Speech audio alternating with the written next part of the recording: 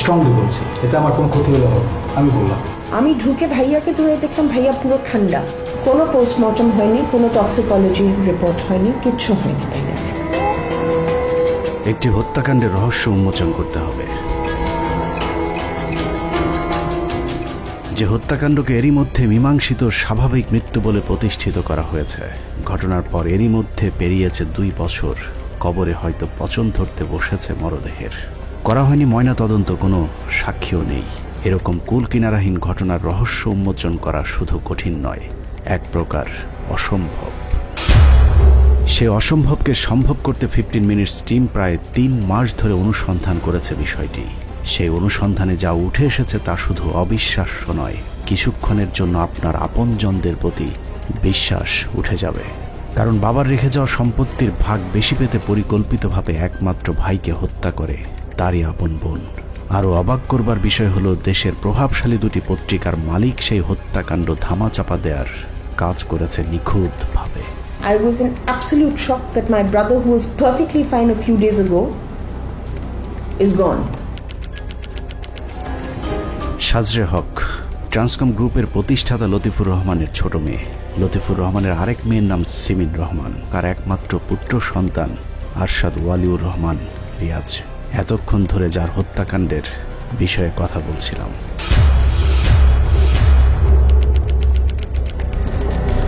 লতিফুর রহমানের ছোট মেয়ে সাজরে হকের দাবি, তার ভাই ওয়ালিউর রহমানকে হত্যা করেছে তার বড় বোন সিমিন রহমান।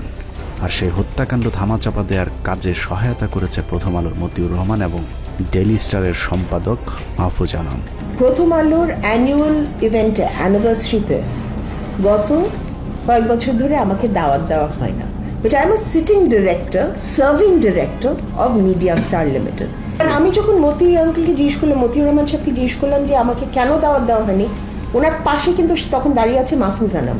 উনি আমার দিকে তাকিয়ে আছেন, আমি বললাম যে হ্যাঁ আমাকে দাওয়াত দেওয়া হয়নি। আমি যখন এটা বললাম তখন মাহফুজ আনাম চোখ নামিয়ে ফেললেন, উনি আর আমার দিকে তাকালেন না। আর মতিউর রহমান এমনি করে আমাকে বললো, আমার হাত তো এরকম করে বাঁধা, তুমি বুঝো না? মানুষকে মানবতার শিক্ষা দেওয়া মতি মাহফুজ কতটা ঠান্ডা মাথায় একজনকে হত্যা করে সেই ঘটনার সাবার করে ফেলেছেন, সেটাই দেখবেন 15 মিনিটসের আজকের অনুসন্ধানে।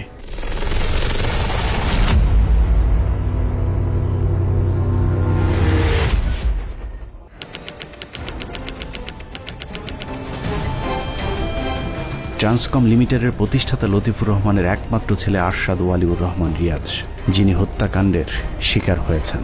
রিয়াজকে কিভাবে হত্যা করা হয়েছে তার চেয়েও গুরুত্বপূর্ণ কেন হত্যা করা হয়েছে সেটা বের করা। তাহলেই পরিষ্কার হয়ে যাবে লতিফুর রহমানের ছেলে আরশাদ ওয়ালিউর রহমান রিয়াজকে কারা হত্যা করেছে। 2020 সালের 1 জুলাই ট্রান্সকম গ্রুপের প্রতিষ্ঠাতা লতিফুর রহমান কোভিড-19 আক্রান্ত হয়ে মারা যান। মৃত্যুর পরপরই সিমিন রহমান দাবি করেন লতিফুর রহমানের মৃত্যুর 18 দিন আগে 2020 সালের 12 জুন একটি পারিবারিক ডিড অফ সেটেলমেন্টের মাধ্যমে লতিফুর রহমান ট্রান্সকম গ্রুপের মোট 23,600 শেয়ারের মধ্যে 14,160টি শেয়ার বড় মেয়ে সিমিন রহমানকে লিখে দিয়ে গিয়েছেন। অর্থাৎ কোম্পানির 3 ভাগের 2 ভাগ শেয়ারের মালিক এখন সিমিন রহমান। অন্যদিকে লতিফুর রহমানের বাকি 2 সন্তান সাজরে হক এবং আরশাদ ওয়ালিউর রহমান রিয়াজকে দেওয়া হয়েছে কোম্পানির মাত্র 4,720টি শেয়ার। ওই ডিডে উল্লেখ করা হয়েছে লতিফুর রহমান তার শেয়ার কোনো সন্তানকে দান করেননি, বরং নামে মাত্র মূল্যে শেয়ারগুলো তার সন্তানদের কাছে বিক্রি করেছেন। কারণ দান করলে ছেলে সন্তানের মোট সম্পদের অর্ধেক পাবার কথা, যে কারণেই চালাকি করে সিমিন রহমান তার বাবার সম্পত্তি কিনে নিয়েছেন বলে দাবি করেন, যা পুরোটাই সিমিন রহমানের নিজের বানানো গল্প। জাল ডিডের মাধ্যমে শেয়ার জালিয়াতি করতে গিয়ে সিমিন রহমান প্রথম আলো আর ডেইলি স্টার মিলে মৃত লতিফুর রহমানকে কবর থেকে তুলে আনতেও বাকি রাখেননি। বাংলাদেশ সরকারের আইন অনুসারে যৌথ মালিকানার শেয়ার হস্তান্তর করতে হলে তার আগে বোর্ড মিটিংয়ের মাধ্যমে বোর্ডের অনুমোদনের পর ক্রেতা এবং বিক্রেতাদের উপস্থিত রেখে শেয়ার হস্তান্তর করতে হবে। শেয়ার হস্তান্তর আইনের 38 ধারার ফর্ম 117 অনুযায়ী দাতা, গ্রহীতা এবং সাক্ষীদের স্বাক্ষর থাকতে হবে। এছাড়া সবাইকে যৌথ মূলধনী প্রতিষ্ঠান সমূহের পরিদপ্তর বা আরজেএসসির একজন প্রতিনিধির সামনে স্বাক্ষর করতে হবে এবং শেয়ার হস্তান্তরকারীর আসল হলফনামা আরজেএসসিতে জমা থাকবে। সেই সাথে পুরো প্রক্রিয়াটি পরিদপ্তরে সশরীরে উপস্থিত হয়ে করতে হবে। অথচ 2020 সালের 13ই জুন দিনটি ছিল শনিবার। এখন প্রশ্ন হলো, শনিবারে কি আরজেএসসি খোলা ছিল নাকি বন্ধ? শেয়ার হস্তান্তরের এই প্রক্রিয়াটি যে প্রতারণার মাধ্যমে করা হয়েছে সেটা বুঝতে এর চেয়ে আর বেশি কিছু অনুসন্ধানের প্রয়োজন নেই। তারপরেও ধরে নিলাম 2020 সালের এপ্রিল থেকে শুরু হওয়া কঠোর লকডাউনের মাঝেই শুক্রবার সরকারি অফিসগুলো শেয়ার হস্তান্তরের প্রক্রিয়াটি করা হয়েছিল। কিন্তু সেটা করতে হলে তো শেয়ার বিক্রেতা লতিফুর রহমানকে উপস্থিত থাকতে হবে। কিন্তু লতিফুর রহমান করোনায় আক্রান্ত হয়ে মৃত্যুর আগে প্রায় মাসখানেক অচেতন অবস্থায় পড়েছিলেন। তারপরে ধরলাম করোনায় আক্রান্ত থাকা অবস্থাতেই মৃত্যুর 18 দিন আগে লতিফুর রহমান শেয়ার হস্তান্তর করেছিলেন। এবার চলুন সরকারি পরিদপ্তর আরজেএসসিতে জমা দেওয়া নথিগুলো একটু ভালো করে ঘেঁটে দেখা যাক। ট্রান্সকম গ্রুপের শেয়ার হস্তান্তরের যে কাগজ আরজেএসসিতে জমা দেওয়া হয়েছে তার শুরুটা দেখলেই চোখ কপালে উঠবে। লতিফুর রহমানের মৃত্যুর 18 দিন আগে শেয়ার হস্তান্তরের কথা বলা হলেও সেই কাগজে আরজেএসসিতে জমার তারিখ লেখা রয়েছে লতিফুর রহমানের মৃত্যুর 2 মাস পর 2রা সেপ্টেম্বর 2020। এখন প্রশ্ন হলো, 2.5 মাস আগের সই করা নথি আরজেএসসিতে কিভাবে 2.5 মাস পরে জমা দেওয়া হলো? সেটা জানতে আমরা আরজেএসসিতে গিয়েছিলাম। প্রশ্ন ছিল, কত টাকার বিনিময়ে শেয়ার হস্তান্তরের এই কারসাজির সাথে আপনারা সম্পৃক্ত হয়েছেন? ওই কাগজটা আপনাদের এখানে জমা দিছে কিনা, দিলে কবে দিতে, এই কথা বলতে দীর্ঘক্ষণ পীড়াপিড়ির এক পর্যায়ে পাশে থাকা আরেক কর্মকর্তা এসে জানান, ট্রান্সকমের শেয়ার হস্তান্তর সঠিক পদ্ধতি অনুসরণ করে করা হয়নি, কারণ সেখানে আরজেএসসির কোনো প্রতিনিধি উপস্থিত ছিলেন না। আচ্ছা এইটা বলেন, মানে এটা আপনাদের এখানে জমা পড়ছে কত সালে? ভাই আমাদের এখানে হচ্ছে জমা পড়ছে ভাই, আমি 20 সালে জমা পড়ছি। আচ্ছা, তো জমা যে পড়ছে আপনাদের ওখানে মানে কোনো প্রতিনিধি ছিল এই শেয়ারটা ট্রান্সফারের সময়? ভাই আমার হচ্ছে জানার মতে ওই সময় কোনো প্রতিনিধি ছিল না। ধরে নিলাম আরজেএসসির কোনো প্রতিনিধির উপস্থিতি ছাড়াই সেই শেয়ারগুলো হস্তান্তর করা হয়েছে, কিন্তু বাদ বাকি নিয়ম কানুন মেনে তারপর শেয়ার হস্তান্তর করা হয়েছিল কিনা সেটা দেখা যাক। 2020 সালের 12ই জুন শেয়ার হস্তান্তরের কথা বলা হলেও আয়কর দাখিল বিবরণী অনুযায়ী 2020 সালের 30শে জুন পর্যন্ত লতিফুর রহমানের নামে 30,600 শেয়ার থাকার প্রমাণ রয়েছে। যদিও তার পরের বছর লতিফুর রহমানের কাছ থেকে শেয়ার হস্তান্তর দেখানো হয়েছে। এখন প্রশ্ন হলো, মৃত্যুর পরের বছর লতিফুর রহমান কিভাবে তার শেয়ার হস্তান্তর করলেন? ট্রান্সকমের শেয়ার হস্তান্তরের প্রতিটি পদে পদে এরকম আরও ভয়ঙ্কর জালিয়াতির আশ্রয় নেওয়া হয়েছে। আইন অনুযায়ী শেয়ার হস্তান্তর করতে হলে একজন আইনজীবী দ্বারা নোটারি করতে হবে। ট্রান্সকমের শেয়ার হস্তান্তর করতেও সেই আইন অনুসরণ করা হয়েছে, কিন্তু নোটারিতে যে আইনজীবীর স্বাক্ষর করা হয়েছে সেই আইনজীবী নিজেও জানেন না কে দিয়েছেন তার নামে করা সেই স্বাক্ষর। আমি সিগনেচারগুলো মিলিয়ে দেখলাম যে এক একটা নোটের এক এক রকম মানে স্বাক্ষর। তো তখন আমি তো দেখলাম যে আমার স্বাক্ষরের সাথে মেলে না। তা এখন ওটা আমি করছি যে এই স্বাক্ষরগুলো আমি করিনি, এটা আমার দেখছি যে আমার স্বাক্ষরের সাথে মেলে না। এখন কে কি করতে চাইছি না এটা আমি বলতে পারবো না। আইনজীবীর ভুয়া স্বাক্ষর করতে যে স্ট্যাম্প ব্যবহার করা হয়েছে সেখানেও জালিয়াতির আশ্রয় নিয়েছে সিমিন রহমান, প্রথম আলো গং। লতিফুর রহমানের নামে থাকা ট্রান্সকমের শেয়ার হস্তান্তরে মোট 14টি 100 টাকার নন জুডিশিয়াল স্ট্যাম্প ব্যবহার করা হয়েছে। তার মধ্যে সাজরে হকের স্ট্যাম্প দুটি 2023 সালের, অথচ লতিফুর রহমানের মৃত্যু হয় 2020 সালে। পিবিআই তাদের তদন্তে treasury office, security corporation Bangladesh limited এবং বাংলাদেশ ডাক বিভাগে তদন্ত করে নিশ্চিত হয়েছেন সাজরে হকের স্ট্যাম্প দুটির বাজারজাতকরণের তারিখ ছিল 31শে মে 2023, অথচ 2023 সালের স্ট্যাম্প ব্যবহার করা হয়েছে 2020 সালে। এই স্ট্যাম্পটা জন্ম দেখা যাইতেছে যে, আর যে প্রিন্টিং প্রেস থেকে যে রিপোর্টটা দিচ্ছে ওই রিপোর্টে দেখা যাচ্ছে 2023 সালে এটার জন্ম হয় স্ট্যাম্পের, আর 2020 সালে এটার এফিডেভিট হয়। এই জন্য আমাদের কাছে একটু কনফিউশন এটা নিয়ে। শেয়ার হস্তান্তরে ব্যবহৃত স্ট্যাম্প পেপার বাজারজাতকরণের এই তারিখটি নিশ্চিত হতে আমরা বাংলাদেশ ডাক বিভাগেও খোঁজ নিয়েছি। সেখানকার কর্মকর্তা শুভ্র সূত্রধর আমাদের জানান, আরজেএসসিতে সাজরে হকের ব্যবহৃত স্ট্যাম্প পেপার বাজারজাত করা হয় 2023 সালে। এটা আমি যা দিয়েছি 23 সালে আমরা রিসিভ করেছি, কিন্তু উৎপাদন সালটা আমার পক্ষে বলা সম্ভব। প্রিন্টিং প্রেসে আপনারা এটাই বলতে পারেন। শুভ্রকান্তির সূত্র ধরে আমরা যোগাযোগ করি গাজীপুরের সিকিউরিটি প্রিন্টিংয়ে, কারণ স্ট্যাম্প পেপারের উৎপাদন কত সালে সেটার সঠিক তারিখ সিকিউরিটি প্রিন্টিং বলতে পারবে। কিন্তু জালিয়াতির বিষয়টি বের হয়ে যাবার আশঙ্কায় তারা আমাদেরকে কোনো তথ্য দেয়নি। আমি এটা জানাবো আপনাদেরটা, আপনাদের ইন্টারেস্টের ব্যাপারটা আমি জানাবো, আজকেই জানাবো, এখনই জানাবো। অনেকদিন যাবত এটা নিয়ে কাজ করতেছে, আপনার এই একটা রিপোর্টের জন্য আমরা শেয়ার হস্তান্তরের সময় উপস্থিত সাক্ষী হিসেবে ট্রান্সকমের দুজন কর্মচারীর স্বাক্ষর দেখানো হয়েছে। পিবিআইয়ের তদন্তে দেখা গেছে সেই সাক্ষী দুজনও তাদের স্বাক্ষরের বিষয়ে কিছুই জানেন না। আমরা এই তদন্তটা আরও গভীরে চেষ্টা করতেছি, গভীরে গিয়ে এটাকে আরও এস্টাবলিশ করার জন্য। আমাদের পক্ষ থেকে কোনো গাফলতি নেই এই মামলার তদন্তে। যতটুকু দরকার, যতটুকু যাওয়া দরকার আমি ততটুকু যাব এই মামলার বিষয়ে। সিমিনের সাজানো পারিবারিক ডিড অফ সেটেলমেন্টের সাক্ষী হিসেবে ট্রান্সকম লিমিটেডের পরিচালক মোহাম্মদ কামরুল হাসান এবং নির্বাহী পরিচালক মোহাম্মদ ফখরুজ্জামান ভূঁইয়ার স্বাক্ষর দেখানো হয়েছে। কিন্তু আমাদের কাছে আসা একটি অডিও রেকর্ডে জানা যায় ফখরুজ্জামান 2020 সালের 12 জুন এরকম কোনো স্বাক্ষর করেননি, বরং পরবর্তীতে লতিফুর রহমানের মৃত্যুর পর 5 জুলাই ট্রান্সকম লিমিটেডের পরিচালক কামরুল হাসান জোর করে তার কাছ থেকে স্বাক্ষর নেন। আমি প্রথম বুঝিনি এটা কি বসে এটা বের করবেন, বের করে বললেন উনি নিজে সাক্ষী হবেন, তাও বললেন আপনি সাক্ষী হবেন। আমি তো পিবিআইতে আপনার সাথে আমি কথাই বলে দিয়েছি। একটা পার্ট আমি বলিনি, শেয়ারের পার্টটা আমি বুঝিনি। এটা কামরুল সাহেব কখন ওই পেজ ওখানে বসিয়েছে, শেয়ারের কোনো পার্ট নিয়ে আমার সাথে কোনো কথা হয়নি। এটা 4th July, 4th or 5th July মারা যাওয়ার পর। শেয়ার জালিয়াতির বিষয়টি আইন সিদ্ধ করতে আরজেএসসিতে জমা দেওয়ার নথিতে একটি বোর্ড মিটিংয়ের কথা উল্লেখ করা হয়েছে। নথি অনুযায়ী মিটিংয়ে ভার্চুয়ালি যুক্ত ছিলেন লতিফুর রহমান নিজে, এছাড়া বোর্ডের অন্য মেম্বারদেরকে উপস্থিত দেখানো হয়েছে। অথচ সাজরে হক জানিয়েছেন 13 তারিখ এ ধরনের কোনো মিটিংয়ের খবর তিনি জানেনই না। 13 জুন 2020 সালে আমরা গুলশান টাওয়ারে ট্রান্সকমের হেড অফিসে, শুধু আমরা না, আমার চাচা এবং আমার আব্বার যে চাচাতো ভাই হচ্ছে আতিকুর রহমান, যিনি বললাম ফাইন্যান্স ডিরেক্টর, আমরা নাকি সবাই ওখানে বসে মিটিং করেছি এবং এই ডিসিশনটা আমার আব্বা দিয়েছে। আমার চাচা এই কাগজ দেখার সাথে সাথে রান টু পিবিআই, নিজের পিবিআইয়ের কাছে যে বলেছে। আমরা তো ছিলাম না এখানে, আমরা তো ছিলাম কুমিল্লাতে। সব বানাইছে। এবং আমার চাচা এটা দেখার সাথে সাথে পিবিআইতে ছুটে গিয়ে যে নিজে যে বলে আসছে আমি এই কোনো মিটিং হয়নি, আমি এরকম কোনো মিটিংয়ে ছিলাম না, আমাকে নিয়ে কেন আবার এখানে মিথ্যা কথা বলা? Why have I been made part of this forgery? Latifur রহমানের ভাই সাইফুর রহমানকেও কাল্পনিক ওই বৈঠকে উপস্থিত দেখানো হয়েছে, কিন্তু তিনি ওই বৈঠকে উপস্থিত না থাকার বিষয়টি অস্বীকার করেছেন। উল্টো তাকে উপস্থিত দেখিয়ে শেয়ার জালিয়াতি করায় তার ভাই লতিফুর রহমানের স্ত্রী এবং মেয়ে সিমিন রহমান এর বিরুদ্ধে শেয়ার কেলেঙ্কারির একটি মামলা করেছেন লতিফুর রহমানের ভাই সাইফুর রহমান, যে মামলাটি এখনো বিচারাধীন। মিটিংয়ে তো হয় না রে ভাই, আপনার নতুন করে বলতেছেন। আমার মিটিংয়ে থাকার প্রশ্ন উঠে না, মিটিংয়ে হয় না। তো ওই জায়গায় আমি এস্টাবলিশ করবো কেন মিটিং হচ্ছে?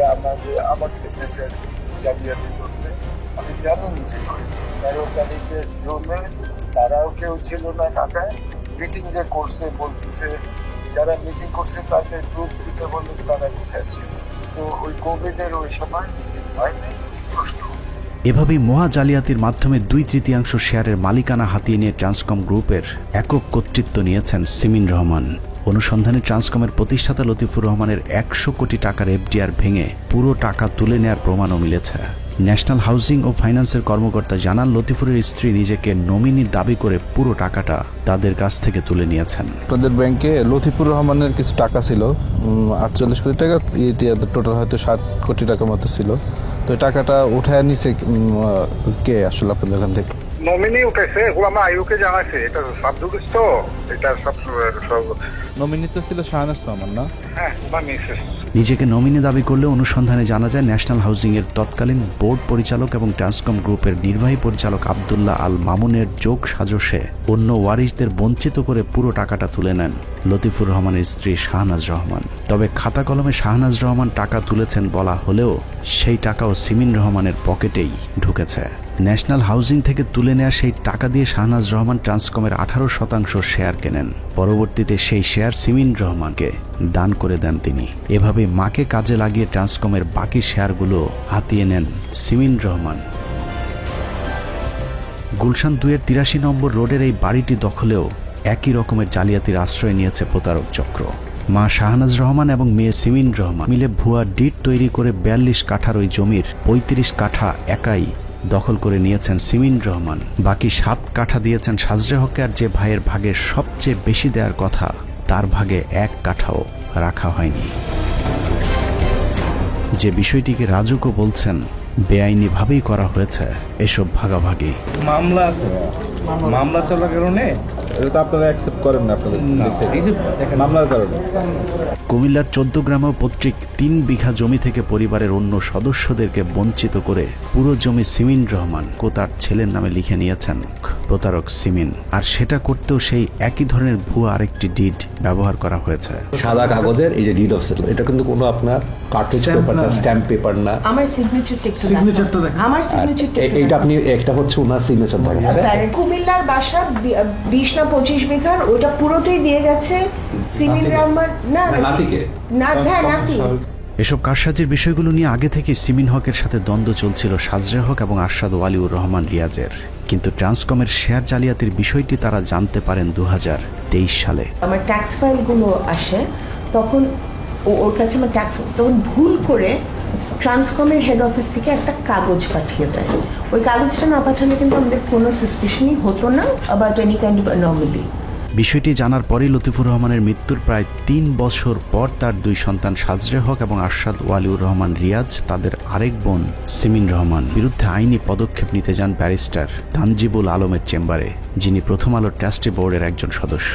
এরপরই দৃশ্যপটে আসে প্রথম আলোর সম্পাদক মতিউর রহমান। সাজরে হক এবং রিয়াজ দুজনে প্রথম আলো ট্রাস্টি বোর্ডের সদস্য তানজিবের চেম্বারে গিয়েছেন। জানার পর তাদেরকে আইনি সহায়তা দিতে ব্যারিস্টার তানজিবুল হককে নিষেধ করেন প্রথম আলোর সম্পাদক মতিউর রহমান। কিন্তু মতির সেই নির্দেশ না মানায় ব্যারিস্টার তানজিবকে প্রথম আলো ট্রাস্টি বোর্ড থেকে বহিষ্কার করেন মতি। আর এতেই প্রমাণ হয়ে যায় সিমিন রহমানের এই প্রতারণার পেছনে কলকাঠি নেড়েছেন প্রথম আলোর সম্পাদক মতিউর রহমান ওরফে মতি। মতি ভাই তখন আমাকে ফোন করে বললো যে আমি আপনার সাথে একটু কথা বলতে চাই। তখন আমি বলছি যে মতি ভাই আপনি এটা নিয়ে আমার সাথে এখন আসছেন সিমিনার পক্ষ থেকে, so you had a choice. আপনি সিমিনার পক্ষ থেকে বিভিন্ন কার্যক্রম গ্রহণ করা হয়েছে, তখন তো আপনি লয়ার হিসেবে আমার কথা চিন্তা করেন। মতিউর রহমান যে প্রতিদিন সারা জাতিকে করে প্রিচিং করে, সৎ হোক, মানে থাকো, দুর্নীতি করো না, হি ইজ বেসিক্যালি অনৈতিক। যা করতেছেন উনি, যা করতেছেন সেটা অ্যাবসলিউটলি অনৈতিক। উনি একজন ক্রিমিনালকে সাপোর্ট দিচ্ছেন। মতির নিষেধাজ্ঞা অমান্য করে আইনি প্রক্রিয়া শুরুর 10 দিনের মাথায় রহস্যজনকভাবে মারা যান আরশাদ ওয়ালিউর রহমান রিয়াজ। হত্যাকাণ্ডের আগে থেকে এখন পর্যন্ত প্রথম আলো ডেইলি স্টার আরও অনেক কিছু করে যাচ্ছে, তবে সেই আলোচনায় যাবার আগে আরশাদ ওয়ালিউর রহমান রিয়াজ কিভাবে মারা গেলেন সেটা দেখে আসা যাক। লতিফুর রহমানের মৃত্যুর পর তার সম্পত্তির ভাগাভাগি নিয়ে পরিবারের সদস্যরা 2 ভাগে বিভক্ত হয়ে পড়েছিলেন। একদিকে মরহুম লতিফুর রহমানের স্ত্রী শাহনাজ রহমান এবং মেয়ে সিমিন রহমান, অপর পক্ষে ছিলেন ট্রান্সকমের মালিক লতিফুর রহমানের 2 সন্তান আরশাদ ওয়ালিউর রহমান রিয়াজ এবং সাজরে হক। লতিফুর রহমানের মৃত্যুর পর থেকে এভাবেই চলছিল পরিবারটি, কিন্তু ট্রান্সকম লিমিটেডের শেয়ার জালিয়াতির খবর জানার পর সাজরে হক এবং রিয়াজ আইনজীবীর দ্বারস্থ হবার পরেই নড়ে চড়ে বসেন সিমিন রহমান এবং প্রথম আলো ডেইলি স্টার পরিবার। সব পক্ষ মিলেই চাপ দিতে থাকেন সাজরে হক এবং রিয়াজকে। সেই চাপের মাত্রা দেখে আরশাদ ওয়ালিউর রহমান রিয়াজ মৃত্যুর আগেই অনুমান করেছিলেন তাকে যে কোনো সময় হত্যা করা হতে পারে। যে আশঙ্কার কথা তিনি তার মৃত্যুর মাত্র 1 সপ্তাহ আগে তার এক বন্ধুকে জানিয়েছিলেন। আমাদের 5 জন ফ্রেন্ডকে নিয়ে আমরা একসঙ্গে হয়েছিলাম। তখন রিয়াজ এক্সপ্লেন করা আরম্ভ করলো, যে ও বললো যে আমি সিমেনের থেকে আমি সেফ না। আমি বললাম এটা তো আগে আমরা বুঝতেছিলাম, তোর সঙ্গে অনেকবার তুইও বলছিস আমাদের হালকা পাতলা, তেমন ঘনভাবে বলিস না। বলে না, আজকে আমি অনেক কিছু বলবো তোদেরকে, বাট আমি এখন সেফ ফিল করতে, সিমিন আমাকে মেরেও ফেলতে পারে। সে কথাতে সে আমাদের সবাইকে বললো। আমরা তখন ভয় পেয়ে গেছি, মানে তোর বোন তোকে মরে ফেলবে, এটা তো আমাদের বিষয়ে কী বলতেছিস, এটা বিশ্বাস হওয়ার কথা না। তখন আমাকে বললো তুই আমার বোনকে তো চিনিস, আমার অনেক কিছু আমার অজান্তে, আমি জানি না, ওর অলরেডি অনেক সম্পদ সে তার নামে লিখে নিছে। কীভাবে নিছে, কাকে দিয়ে সিগনেচার করে দলিল করেছে সে কিছু জানে, বাট সে ইনফরমেশন পাইছে যে অনেক আপাতত অনেক সম্পদের সে মালিক হয়ে গেছে। মৃত্যুর আশঙ্কা নিয়ে এক প্রকার ঘরবন্দি হয়ে নিজেকে বাঁচানোর চেষ্টা করেছিলেন আরশাদ ওয়ালিউর রহমান রিয়াজ, কিন্তু শেষ রক্ষা হয়নি, কারণ শত্রুপক্ষের নিশানা ছিল অসম্ভব নিখুঁত। রিয়াজকে ঠিক কিভাবে হত্যা করা হয়েছে তার সঠিক তথ্য আমাদের জানা নেই, কিন্তু আমাদের অনুসন্ধানে বেশ কিছু অসঙ্গতি উঠে এসেছে যা প্রমাণ করে আরশাদ ওয়ালিউর রহমান রিয়াজের মৃত্যুটি স্বাভাবিকভাবে হয়নি।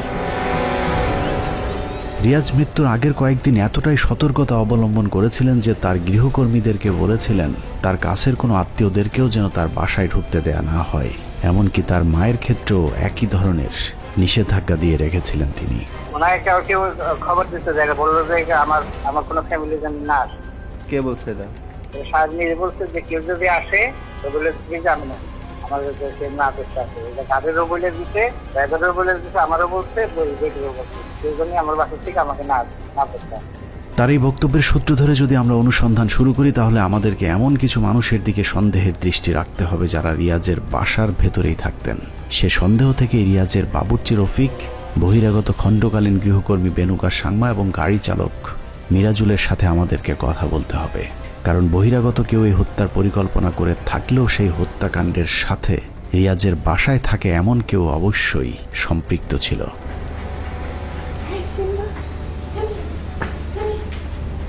আরশাদ ওয়ালিউর রহমান রিয়াজের মৃত্যুর প্রায় 2 বছর পরেও রিয়াজের গাড়ি চালক এবং কাজের লোকদের খুঁজে পেতে আমাদের খুব বেশি বেগ পেতে হয়নি, কারণ তারা এখনও রিয়াজের সেই বাসাতেই থাকেন গুলশানের যেই বাসার প্রতি মাসে ভাড়া দিতে হয় 1 লক্ষ টাকা। সেই সাথে ফ্রি থাকা খাওয়ার সহ প্রতি মাসে বেতনও পাচ্ছেন 3 জনই।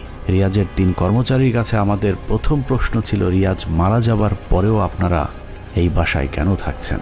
আলিশান এই বাসার ভাড়া থাকা খাওয়া এসব কে যোগাচ্ছেন? এখন আপনারা এই বাসায় মারা যাওয়ার পর থেকে আসছেন? হ্যাঁ, মারা যাওয়ার পর থেকে আসছি। এখন কি হিসেবে আসছেন? এখন তো বাবুর্চি লাগে না। এখন বাবুর্চি লাগে না, রাখছে সাহেবের কুকুর আছে আর বাসা আছে, দেড়শো করে থাকি। কি কাজ করেন? আমি তো কুকুরদের যে পেশা ফাগু, ওদেরকে মুসুলখানা, যে ওদের যে গাওটা হইলে যে ওষুধপাতি দেওয়া, এতই আমার পেশা। বর্তন মোচা। স্যালারি দেয় অফিস থেকে? আপনি এখন কি করেন? সারা এগুলোই দেখাশোনা করা, এই যে গাড়ি টিড়ি আছে এগুলো বের করে চালানো, নষ্ট না হয় বা সার্ভিসিং করে ঠিক রাখা, এগুলোই আর কি। আর এদের যে বাজার টাজার যা লাগে এগুলো করে এই যে কুকুরে এদের খাবার টাবার আমরা এখানে দুপুরে খাই। কুকুর পুষতে কাজের লোক প্রয়োজন হলেও গাড়ি চালক কেন আছেন সেটা জিজ্ঞেস করতেই শুরু হয় লুকোচুরি। রিয়াজের গৃহকর্মী রফিক আমাদেরকে জানান মিরাজুল এখন ট্রান্সকম কোম্পানির গাড়ি চালায়, কিন্তু মিরাজুল জানায় ট্রান্সকমের সাথে তার কোনো সম্পর্ক নেই। রিয়াজ সাহেবের ড্রাইভার ছিল? ড্রাইভার। এখন কি করেন? এখনো ড্রাইভারই। গাড়ি বেশন করে, ওই ওখানে দুটো গাড়ি আছে, ওই বাসায় দুটো গাড়ি আছে, আর যেখানে পাঠায় আর কি ওখানে যান। কে পাঠায়? অফিস থেকে। মানে এখন অফিসের ড্রাইভার? অফিসের ড্রাইভার। ট্রান্সকমের সাথে তো কোনো কাজ করেন?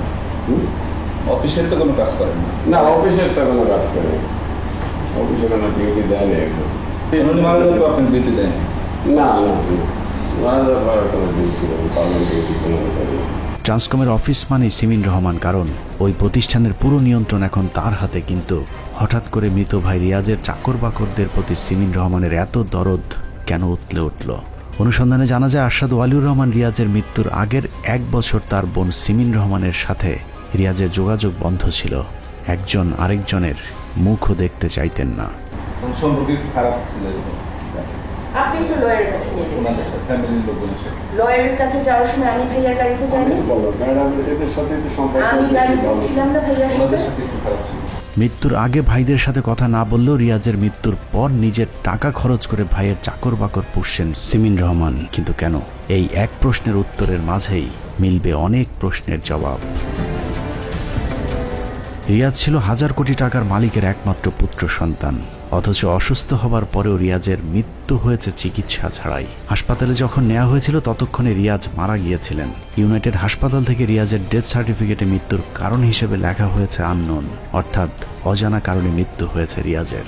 যদি ইউনাইটেড হাসপাতাল কর্তৃপক্ষ আমাদেরকে আনুষ্ঠানিকভাবে কোনো তথ্য দিতে রাজি হয়নি। ওই পেশেন্ট ওখানে ওই দিন 2023 সালের জুনে আপনাদের ওখানে গিয়েছিল কিনা বা আপনাদের ওখান থেকে রিলিজ হয়েছে কিনা এই তথ্য আমাদের মানে দেওয়া যাবে না? মানে এরকম কিছু আমাদের এই পলিসিতে ওরকম জানাই আর কি।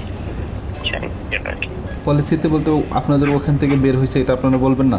কনফিডেন্সিয়ালিটি ইস্যুতে কোনো ইনফরমেশন, কোনো পেশেন্টের ইনফরমেশন এভাবে দেওয়া যায় না আর কি, বুঝছেন আমাদের হাসপাতালে। সাধারণত রহস্যজনক অপমৃত্যুর ক্ষেত্রে লাশ পোস্টমর্টেম করা হয়। রিয়াজের ক্ষেত্রেও হাসপাতালের কর্তব্যরত চিকিৎসক পোস্টমর্টেম করার নির্দেশ দিয়েছিলেন, কিন্তু সেখানেও প্রভাব খাটিয়েছে তার বোন সিমিন রহমান। রিয়াজের ছোট বোন সাজরে হক জানিয়েছেন, সিমিন রহমানের ঘনিষ্ঠ ডাক্তার মুরাদের হস্তক্ষেপে সুরতহাল ছাড়াই আরশাদের ডেড বডি হাসপাতাল থেকে রিলিজ করিয়ে নেয় তারা। সো আরশাদ, আমার হাজব্যান্ড, ওনার সাথে যায় ওখানে। যাওয়ার পরে এসকেএফের টিম ওখানে থাকে, ডক্টর মুরাদ থাকে। ডিউটি ডক্টর এসে ভাইয়াকে দেখে ধরে বললো যে ওনাকে এখন কেন আনা হয়েছে, উনি তো অনেক আগে মারা গেছেন। এবং এটা নিয়ে পুলিশ রিপোর্ট করা হয়েছে, কারণ এরকম মৃতদেহ যদি নিয়ে আসে কেউ আনে হসপিটালে, ওটা একটা পুলিশ রিপোর্ট করতে হয়। তখন ডক্টর মুরাদ ওখানে ঘুরে বললেন যে না, আমি ওনার ফ্যামিলি ফিজিশিয়ান, উনি অসুস্থ ছিলেন, এটা কোনো ব্যাপার না, এটা পুলিশ রিপোর্ট করতে হবে না, আপনি চিন্তা করেন না, আরেকজন আসছেন, উনি ব্যাপারটা করে দেবেন। কোনো পোস্টমর্টম হয়নি, কোনো টক্সিকোলজি রিপোর্ট হয়নি, কিচ্ছু হয়নি।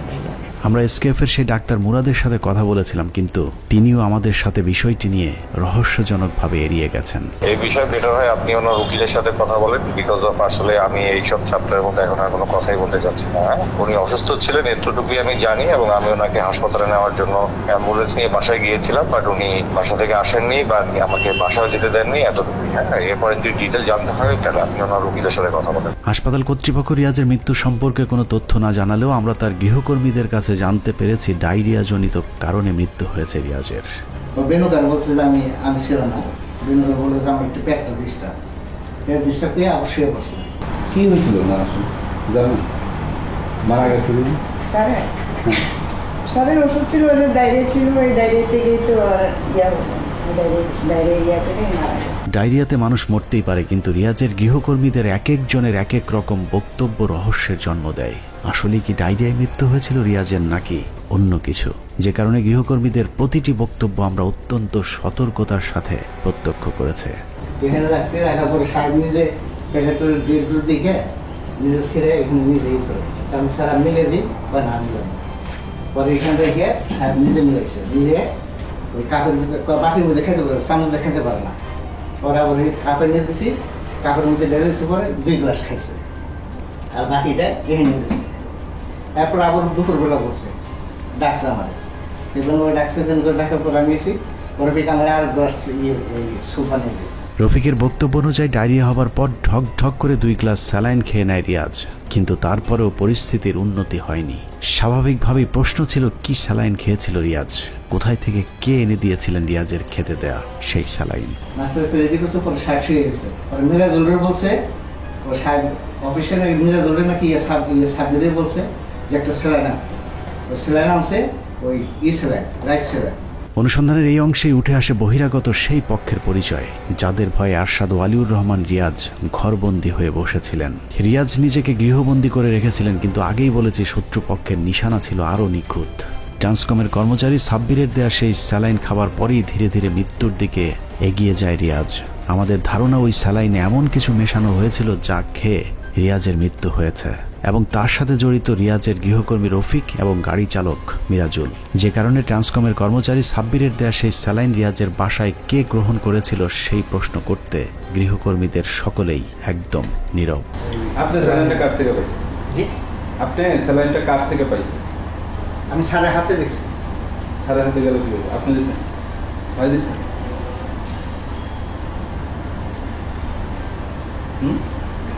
কেমন? কিছুক্ষণ চুপ থাকার পর রফিক একটা উত্তর খুঁজে বের করেন। বলেন, নিহত রিয়াজ নিজেই নাকি সাব্বিরের হাত থেকে স্যালাইন বুঝে নিয়েছিলেন, কিন্তু কিছুক্ষণ আগে রফিকই বলেছিলেন রিয়াজ একা একা বিছানা থেকে উঠতেও পারছিলেন না। তাহলে হেঁটে গিয়ে নিচে থেকে স্যালাইন কিভাবে আনলেন? আমার মনে হয় সাহেবই পাওয়া যাবে।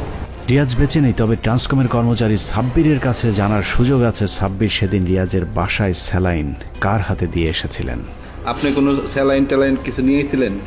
স্যালাইন তো একটা ছিলেন নাকি জানি, ওই দিন না তার আগের দিন জানি একটা কিনে ফার্মেসি থেকে পরে নিয়ে গেছিলাম। আর ওই স্যালাইনটা নিয়ে এসে আপনি কাকে দিয়েছিলেন ওই বাসার?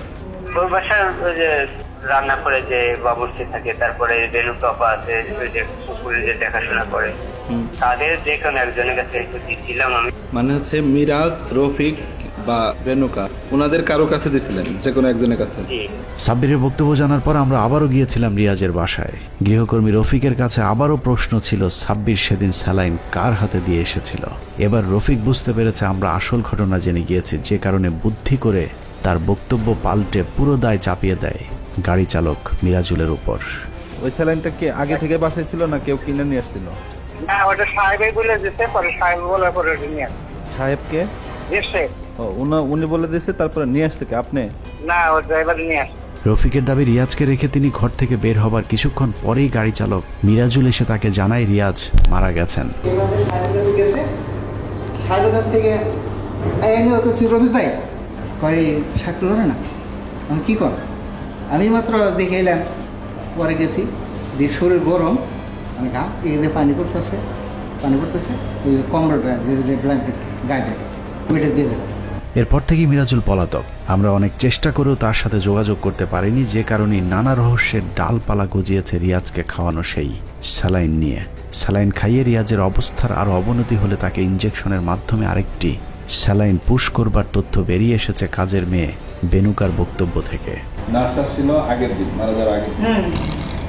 পরে এখানে এসে পরে এতে স্যারকে করছিল, পরে স্যারকে বলছিল হাসপাতালে তুমি যাও, এটা বলছিল। স্যার বললেন না, আমি যাবো না, যদি করলে আমাকে এখানে চিকিৎসা করো। বেনুকার দেওয়া তথ্য অনুযায়ী আমরা গুলশান 2 অবস্থিত আলনুর ফার্মেসির কর্মচারী রিপনের কাছে যাই। রিপন জানায় রিয়াজের গাড়ি চালক মিরাজুল তাকে স্যালাইন পুশ করার জন্য ডেকে নিয়ে গিয়েছিলেন, কিন্তু সেই স্যালাইনে কি ছিল সেটা তিনি জানেন না।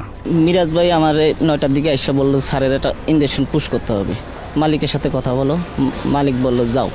গেলাম, গিয়ে বাসায় সামনে 5 মিনিট দাঁড়ানোর অবস্থায় স্যারে ডাইকা নিল যে আমার তো ডিসেন্টারি দেখা দিছে, 2 দিন হয়ে গেছে, আমার এটা স্যালাইন পুশ করে দিয়ে যাও। উনি বলছে 2-3 দিন ডিসেন্টারি হয়েছে থেকে ইউনাইটেড হসপিটাল থেকে, তারে বলছিল বলে তার ডিসেন্টারি দেখা দিছে, এটা স্যালাইন নিলেই মোটামুটি সে সুস্থ হয়ে যাবে।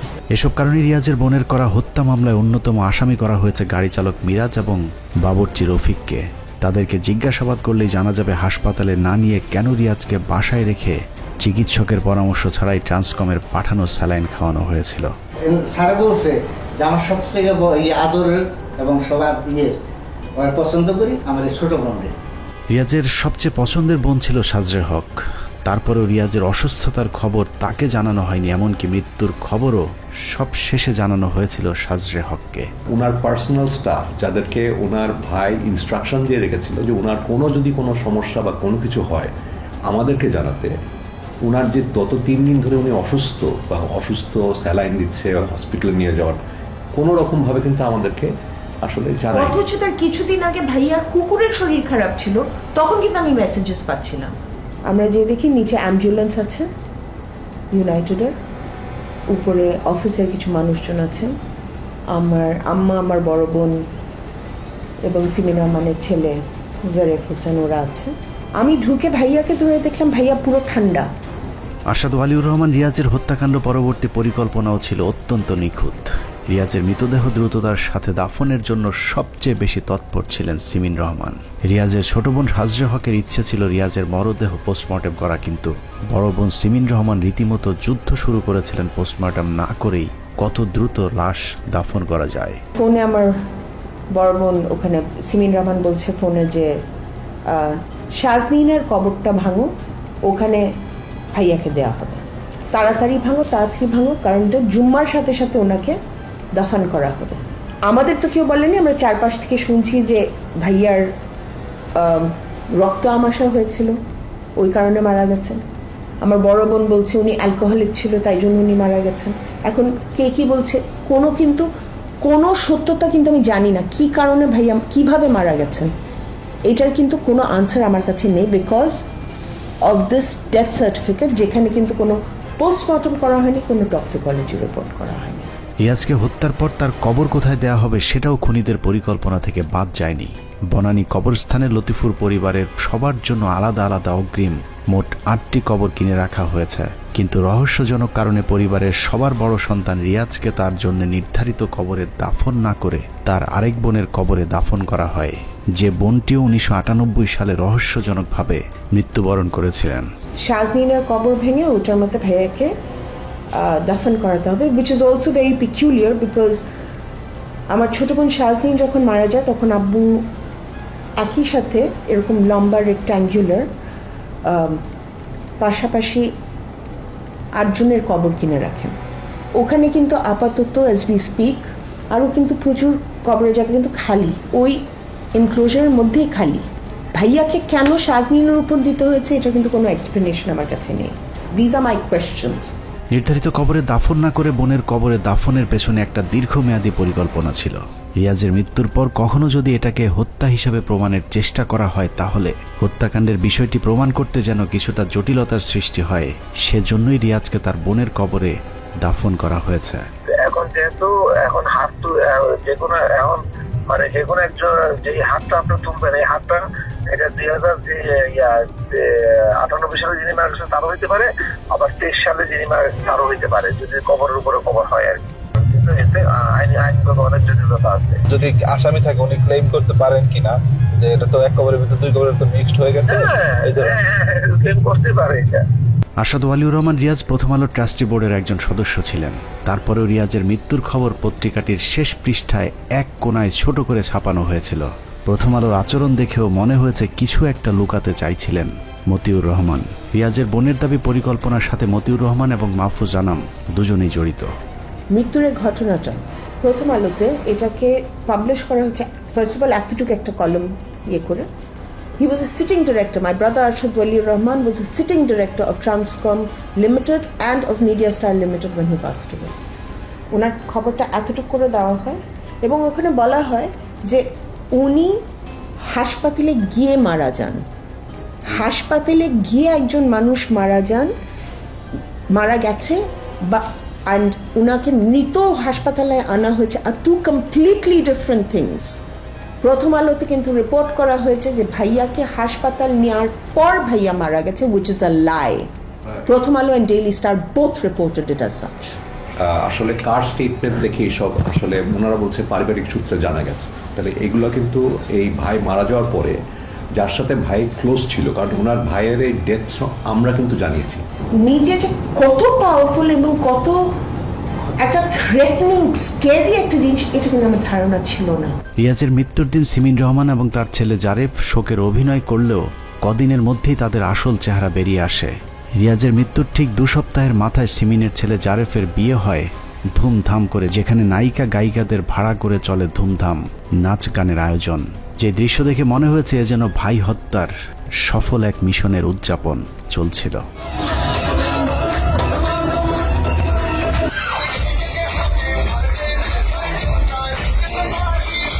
রিয়াজ হত্যার আগে পরের পুরো ঘটনা মিলিয়ে দেখলে এটা পরিষ্কার যে সিমিন রহমান এবং তার ছেলের যোগ সাজসে এই হত্যাকাণ্ড ঘটানো হয়েছে, এবং তাদের হত্যাকাণ্ডে মূল সহায়তাকারী ছিল রিয়াজের গাড়ি চালক মিরাজুল এবং গৃহকর্মী রফিক।